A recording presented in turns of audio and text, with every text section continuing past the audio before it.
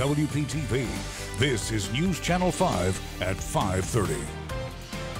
Residents at a Florida condo complex have been told to get out. Their buildings declared unsafe. And besides armed safety guards, one Florida school district is adding extra security. But first, you might be wondering why we weren't warned sooner about red tide here on the East Coast. Well, as you know, beachgoers first started feeling sick over the weekend. Then FWC started testing the water. But News Channel 5's Alex Hagan is in Lake Worth tonight with why some samples should be taken more often along our waterways. Alex?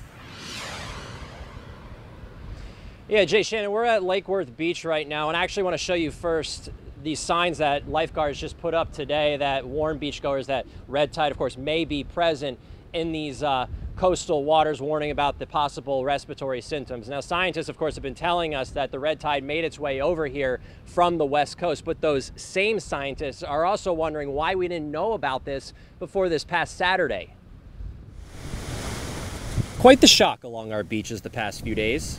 Surprised a red tide bloom usually found on the West Coast made its way here at Lake Worth Beach. Taste it, smell it, the red tide. I didn't know it was like in the air. Richard Amato echoed that sentiment.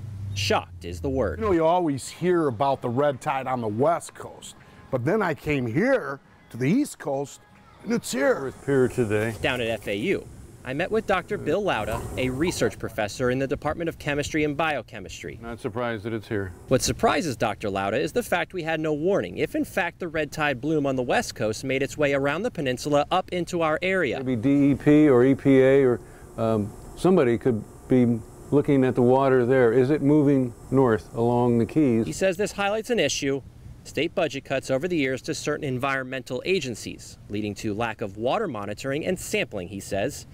He points to the Department of Environmental Protection. They've been cut. Lauda says this is having an impact on our monitoring of red tide, but also the issue of blue-green algae on the Treasure Coast and Lake Okeechobee.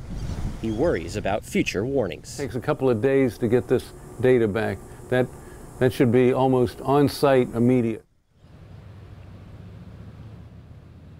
And I did reach out to a DEP spokesperson, and she told me that Florida has more water monitoring stations than any other state, in fact, double than any other state. She also told me that when it comes to water monitoring stations, their efforts have remained constant over the past 10 years, telling me an average of 1,500 water monitoring stations annually. Reporting live in Lake Worth, Alex Hagan, WPTV, News Channel 5.